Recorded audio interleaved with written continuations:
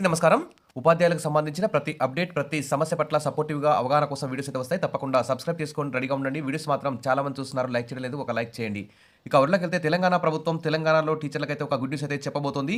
విదేశాలకు ఉపాధ్యాయులు విద్యారంగంపై సమగ్ర అధ్యయనం సింగపూర్, జపాన్, వియత్నాం, ఫిన్లాండ్ దేశాలకు వెళ్లనున్న టీచర్లు ఒక్కొక్క బృందంలో 50 మంది వరకు ఉండే అవకాశం. ఆహ్, మొదటి దఫా ఈ విధంగా పలు దఫాల్లో ఆహ్, ఉపాధ్యాయులనైతే విదేశాలకు పంపి అక్కడ విద్యా విధానం ఏ విధంగా ఉంది? విద్య యొక్క నాణ్యత ఎలా ఉంది?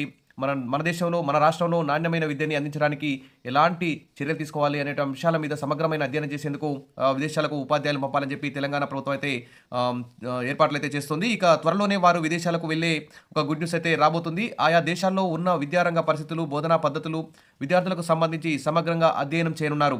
సింగపూర్, జపాన్, వియత్నాం, ఫిన్లాండ్‌కు ఉపాధ్యాయులను పంపాలని రాష్ట్ర ప్రభుత్వం నిర్ణయించినట్లు తెలిసింది. ఇక రాష్ట్ర ప్రభుత్వం పాఠశాలల్లో పనిచేస్తున్న టీచర్లకైతే ఇది ఒక గొప్ప అవకాశమని చెప్పుకోవచ్చు.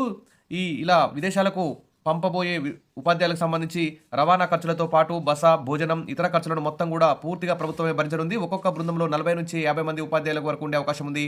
ఒక్కో దేశంలో 8-9 రోజుల పాటు ఉంటారు. అక్కడి పాఠశాలను సందర్శించి పరిశీలిస్తారు. పాఠశాలల తీరు, ఉపాధ్యాయుల బోధన, విద్యా విధానం, పరీక్షల నిర్వహణ, సిలబస్, టెక్నాలజీ వినియోగం వంటి అంశాలను అధ్యయనం చేస్తారు. ఉపాధ్యాయులు, విద్యార్థులు, అధికారులు, ఇతర ప్రజాప్రతినిధులతో సమావేశాలు జరుపుతారు. పలు అంశాలపై వివరాలు అడిగి తెలుసుకుంటారు. పలు నివేదికలు, విద్యారంగ గణాంకాలను పరిశీలిస్తారు. మెరుగైన పద్ధతులు అధ్యయనం చేస్తారు. తెలంగాణలో అమలవుతున్న విధానాలు, ఆయా దేశాల్లో అమల్లో ఉన్న పద్ధతులను పోల్చి చూసుకుంటారు. ఇక్కడి విద్యార్థులకు మెరుగైన పద్ధతులు అమలు చేసేందుకు అన్ని అంశాలను పరిగణలోకి తీసుకుంటారు. ఇక్కడ వెనుకబడిన అంశాలు, అక్కడ ముందంజలో ఉన్న అంశాలను పరిశీలిస్తారు. ఏ అంశాల్లో మార్పులు అవసరమో అధ్యయనం చేస్తారు. విదేశాలకు ఉపాధ్యాయులను పంపే విషయంపై ప్రభుత్వం అధికారికంగా ప్రకటించే అవకాశం ఉంది.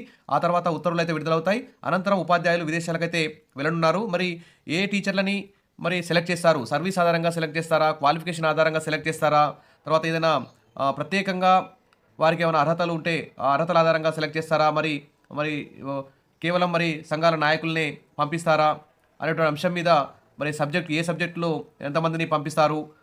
జిల్లాల వారీగా పంపిస్తారా? రాష్ట్రం మొత్తం ఒక యూనిట్‌గా తీసుకొని పంపిస్తారా? అనే అంశం మీద ఇంకా మార్గదర్శకాలు విడుదల కావాల్సి ఉంది. అప్డేట్ రాగానే అందిస్తాను. మీరు ఎలా అప్లై చేసుకోవాలి? ఎలా విదేశాలకు వెళ్ళే ఛాన్స్ పొందాలి అనే అంశాల మీద కూడా మన ఛానెల్‌లో వీడియోస్ అయితే వస్తాయి. తప్పకుండా సబ్స్క్రైబ్ చేసుకోండి. వీడియోస్ అయితే లైక్ చేస్తూ ఉండండి. Thank you.